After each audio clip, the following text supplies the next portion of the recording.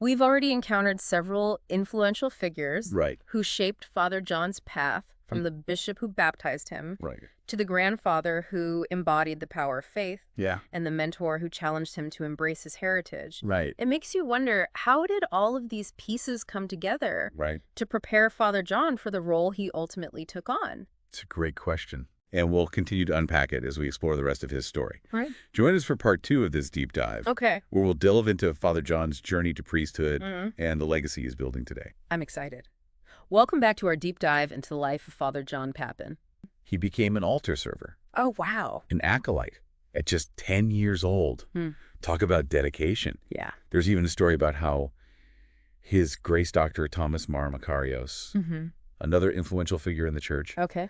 wanted to ordain Father John as a deacon at only 15. Oh, my goodness. At 15. Can you imagine? That's so young. I know. Yeah, it speaks volumes about the impression young Father John must have made. Right. But his father wisely insisted on further education and spiritual growth. Okay. Yeah, this delayed ordination underscores the importance of maturity and preparedness within the Orthodox tradition. It's Okay. not about rushing into a role, Right. but ensuring deep understanding and readiness Mm-hmm. for such a commitment. That makes sense. And speaking of guidance and understanding, Yeah, we sir. can't talk about Father John's development Right. without talking about his spiritual fathers. Ah, yes. The concept of a spiritual father is central to Orthodox Christianity. Think of it as a lifelong mentorship, Yo. where someone provides guidance and support on your spiritual journey, Mhm. like a wise guide, helping you navigate the complexities of faith. I see. It's a much deeper relationship Yeah. than I initially realized. Yeah. So in Father John's case, Okay. we have 2 really incredible figures. Okay. His grandfather, Captain K. Pappan, Mm-hmm. and Metropolitan Macarios, who we've already mentioned. Two vastly different backgrounds, Yeah. yet both leaving an undeniable mark on Father John's life. Let's start with Captain Pappan. Okay. His story is just wild. Oh, really? Imagine being declared dead, What? placed in a morgue, No way. and then miraculously reviving. Wow. What do you think that experience did to someone's faith? That's an extraordinary story. Yeah. In the Orthodox tradition, such events are often seen as signs of divine intervention, strengthening faith and underscoring the power of prayer. Captain Pappan's own devout lifestyle, combined with this incredible experience, likely had a profound impact on young Father John. Wow. Wow. Yeah. It makes you think about the power of belief, right? It really does. Yeah. And it's clear that Captain Pappan's dedication to prayer was just remarkable. Oh, yeah. He apparently had this uncanny ability Okay. to remember everyone he ever met by name Wow. and would pray for them all every day. Oh, my goodness. I mean, talk about a workout for the soul. That's amazing. I know. This practice reflects a core value in Orthodox Christianity, the interconnectedness of the community and the responsibility to pray for one another. Right. It's a beautiful example of how faith can manifest in everyday actions. Right. It wasn't just about words. It was about actively holding all those people in his heart. And his generosity was another defining trait. Right. He'd make secret donations, which were discovered only after his passing. Really? Talk about humility and selfless service. It's truly inspiring. Yeah. You can see how those qualities might resonate with someone like Father John, Right. who ultimately chose a life of service and devotion. Exactly. Now, let's talk about Metropolitan Macarios. Okay. He's quite a figure, an impressive educational background, just like Father John, Okay. but with an international twist. Uh-oh. He studied in both Europe and the U.S. Wow. It's like he brought a global perspective to his leadership in the church. His educational path is fascinating, isn't it? Yeah. It mirrors Father John's own journey Right. and suggests they both valued knowledge and learning. And, Metropolitan Macarios played a crucial role Okay. in a 1958 Indian Supreme Court case Uh-huh. that had major implications Okay. for the Malankara Orthodox Syrian Church. Wow. This demonstrates his legal savvy Oh. and deep understanding of complex religious matters. Hold on. Can you explain that a bit more? Sure. For those of us who aren't experts in Indian legal history, Yeah.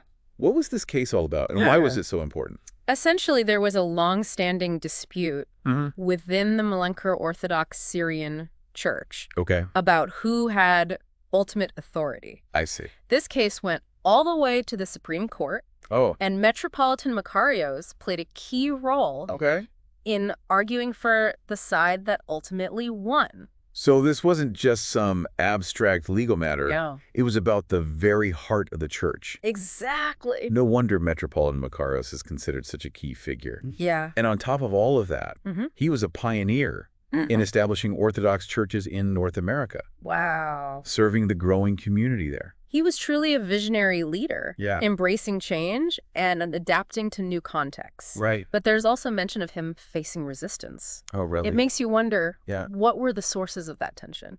Yeah, that's intriguing. It can't be easy to lead the way. Right. Especially when you're dealing with long-held traditions. It's like he was trying to build bridges between the past and the future. Exactly. And in the midst of all of this, Metropolitan Makarios remained devoted to nurturing the next generation of Orthodox Christians, especially young people. Right. He even found time to teach religion at Alma College Wow. while juggling all his other responsibilities. Really? They even awarded him an honorary doctorate in recognition of his contributions. It's amazing how he managed to fit it all in. I know. He clearly saw education as a vital part of keeping the faith alive. This brings us to a really pivotal point in Father John's journey. Okay. Remember when he was thinking about studying at St. Tychon's Orthodox Theological Seminary in the United States? Right.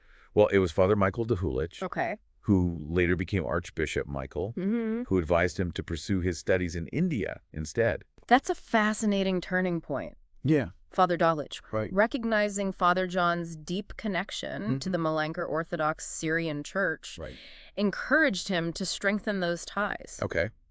This decision likely deepened Father John's understanding of his own tradition and helped him connect with the broader Orthodox community in a more profound way. It's like he was being called back to his roots. Yeah. And it was in India, after completing his studies, that Father John's path to ordination truly began. When we left off, he had just returned to India to immerse himself in his heritage and deepen his connection to the Malankara Orthodox Syrian Church.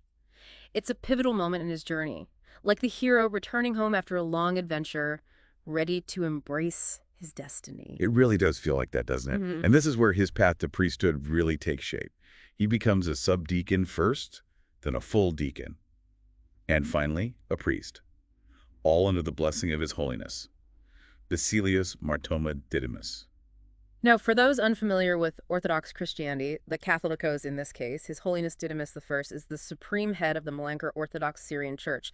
Think of it like the Pope for this branch of the Orthodox Church. His involvement in Father John's ordination highlights the significance of this event and recognizes Father John's readiness to take on this sacred role.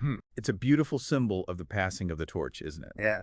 And we should mention that all this happened after Metropolitan Makarios, Father John's mentor, had passed away. It shows how the impact of a spiritual father can continue to shape someone's life, even in their absence. Absolutely. The seeds of wisdom and guidance planted by Metropolitan Makarios continue to blossom in Father John's life. And you know, it's interesting to note that another key figure comes into play at this point. His Holiness, Baselios, Marthoma Paulos II, who succeeded Didymus I as Catholicos. His leadership really emphasized unity within the church, a global presence, and an openness to dialogue with other Christian traditions. It sounds like Father John's journey toward becoming a priest is unfolding against a backdrop of significant change and growth within the Malankara Orthodox Syrian Church. Exactly. It's like we're witnessing not just one man's story, but the evolution of a whole community. These ripples of change are spreading throughout the church, and Father John seems to be riding that wave, embracing a more inclusive and outward-looking approach to faith. So after this incredible journey, we find Father John leading Holy Trinity Orthodox Church, an independent church open to all. It's like all these threads, his scientific mind, his business background, his spiritual upbringing, and the influence of his mentors have woven together to prepare him for this unique role. What strikes me is how Father John's leadership echoes the values of both his spiritual fathers. We see Captain Pappan's generosity and open-heartedness reflected in the inclusive nature of Holy Trinity. And there are definitely shades of Metropolitan Makarios' pioneering spirit in Father John's decision to lead an independent church venturing beyond established structures. It's almost like he took the best of both worlds and created something entirely new. And I'm curious about the practicalities of all of this. What are the unique challenges and rewards of leading an independent church? especially one that's open to everyone. It seems like a daunting task. It certainly is. On the one hand, independence allows for greater flexibility. Father John can respond directly to the needs of his community, crafting a spiritual experience that resonates with people from diverse backgrounds. It's like he has the freedom to create something truly unique. Exactly. But on the other hand, there's no pre-existing infrastructure or support network. It takes a lot of initiative and resourcefulness to build a church from the ground up. I imagine his business background comes in handy here. Absolutely. It's a testament to the value of a well-rounded education. Those seemingly disparate fields of study biology, business theology, have all converged to equip Father John for this unique role. Now, you mentioned that Father John's church is open to everyone. That raises a question for me. How does he manage the potential for different viewpoints and interpretations? It seems like a recipe for conflict is not handled carefully. That's a great question, and it gets to the heart of what it means to lead an inclusive community. It requires a delicate balance of openness and respect. Father John has to create a space where people feel safe to express their doubts, ask difficult questions, and even disagree, while still holding on to the core values of the Orthodox faith. That's quite a balancing act. How does he approach it? Well, I think his training in pastoral care is crucial here. It's not just about standing behind a pulpit and preaching. It's about building relationships, understanding individual needs, and offering guidance and support. It's about recognizing that everyone's spiritual journey is unique. It's about meeting people where they are. Exactly. And in doing so, Father John is creating a space where faith isn't just a set of doctrines, but a lived experience, a source of meaning and purpose that can speak to people from all walks of life. You know, as we're talking about this, I keep thinking back to that quote from Metropolitan Makarios. Sometimes you have to give up everything to gain everything in order to recapture our lost glory. What do you think that means in the context of Father John's path? That's a powerful quote, isn't it? It speaks to the sacrifices involved in pursuing one's true calling, but also to the immense rewards that come with it. It's about stepping outside of your comfort zone, taking risks, and trusting that something greater will emerge. Precisely. And in Father John's case, perhaps it means stepping outside the traditional boundaries of established churches to create something new, something that meets the needs of a changing world. He may have given up the security and familiarity of a more traditional path, but in doing so, he's gained the freedom to shape a community that reflects his values and vision. It's like he's reclaiming the essence of faith, that spirit of love, compassion, and inclusivity, and making it accessible to everyone. And in that sense, he's not just leading a church, he's contributing to a broader conversation about the role of faith in the 21st century. It's a conversation that's happening all over the world. As religious communities grapple with the challenges of modernity, globalization, and the search for meaning in an increasingly complex world. I think that's what makes Father John's story so compelling. It's not just about one man's life. It's about the broader search for connection, purpose, and belonging. But before we delve further into those big questions, let's take a moment to reflect. We've seen how Father John's journey has been shaped by family, faith, and mentorship.